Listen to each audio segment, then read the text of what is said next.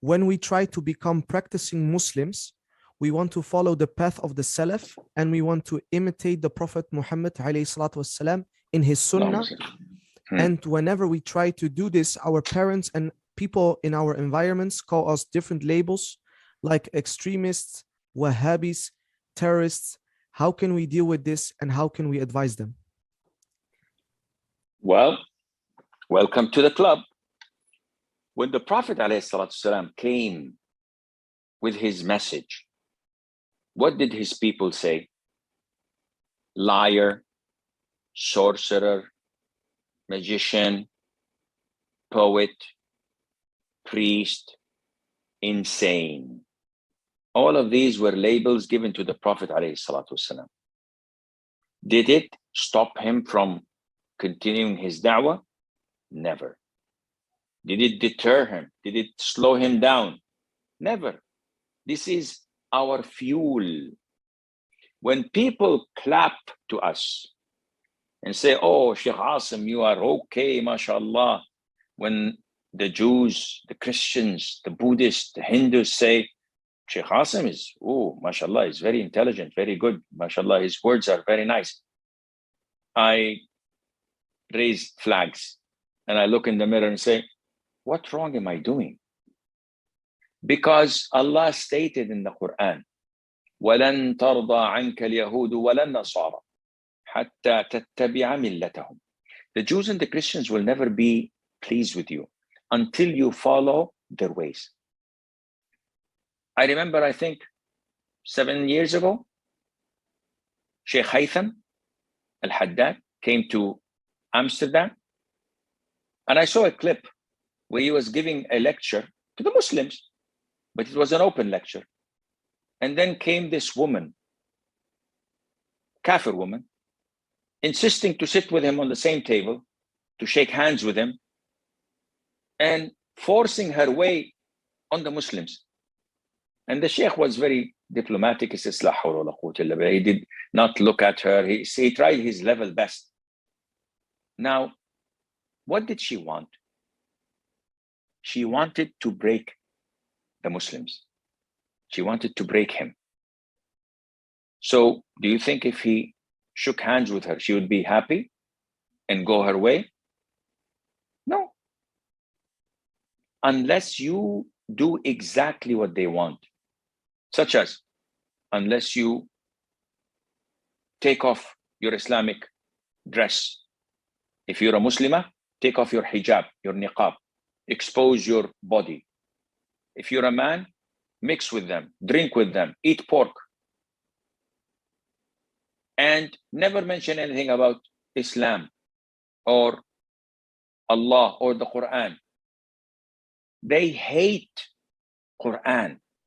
Geert-Wilders. They hate anything that has to do with Islam. And what kills them most, the issue of shaking hands. And this kills me, seriously, because they want to force us accept their ways. And I always, I'm rude. I'm an old, arrogant Saudi sheikh. Again, what can you do? Sue me. You can't. People, you will usually say, no, you discriminate women and you look down upon them. Why don't you shake hands with women? Duh. Why would I shake hands with women? Because this is human. You have to treat them like humans. I said, is shaking hands treating them like humans? She says, yes. What about if I want to kiss her on the cheek? Because this is human. She says, no. What about if I like to touch her body in certain areas just to make sure that she's human? This is inappropriate. This is disgusting. She said, in your culture, it's disgusting. Maybe in my culture, it's okay. No. Would you have to shake hands? This is the least you can do. This is the least I can do in your understanding, not in mine. If I were to tell you, if you want me to shake hands with you, wear a thong and give me a lap dance. This is outrageous. How dare you speak like this? She was doing that. It just came. Why are you offended? This is how we feel when you force yourselves onto us. If I am lactose intolerant and you give me a glass of milk and say, drink it, and I said, sorry, I'm lactose intolerant, what would you do? You would be considerate and say, oh, I'm sorry. No problem. Or would you shove it down my throat? Of course not. You will understand. Why? Because it's harmful for me, medically and physically. Now, if I tell you that shaking hands with the opposite gender is offensive and harmful for me on the day of judgment because it will throw me in hell, why don't you accept this? Because you don't want to accept this. Your issue is not with touching my silky hands and feeling the warmth of my body. Your problem is with my religion. Your problem is with my conviction.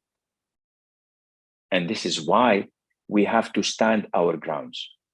Family members, relatives, people calling us names. So what? The Prophet was called names, alayhi salam. So everyone has a test. And this is your test in Islam. You could have been tested, and people say, yeah, but this is very difficult, Sheikh. This test is very horrible. I said, how much would you grade it out of 100? They say, oh, Sheikh, it's very difficult. The pressure we're getting, it's like 90% hardship. I said, okay, compare it to other tests. Would you like to have colon cancer or ovarian or breast cancer with the chemotherapy, radiation, and the whole 9 yards? No. Wow. Who would like that? If you were to be tested with that, how much would you grade it? They said, oh, that would be 100%. And what about your test with such people labeling you as wahabi or extremist? Oh, no, that is way less. It's 80%. Your parents are alive? I said, yes, alhamdulillah. What's your rating of losing one of them? Oh, Sheikh, that's 110. I cannot bear the idea of losing my mom or my father. Okay, what about your calamity of being labeled? I said, oh, no, that's 70, maybe 65. We can go on and on and on mentioning different tests, only to find that what you're suffering from, what you're facing with the community, with your relatives, with loved ones, your parents accusing you of being extremist, is nothing. Let them bark. Let them say whatever they say. Am I pleasing Allah or not? Yes or no? Yes. Is Allah happy with what I'm doing? Is Allah pleased with what I'm doing? Definitely. Khalas, who cares? And Allah knows best.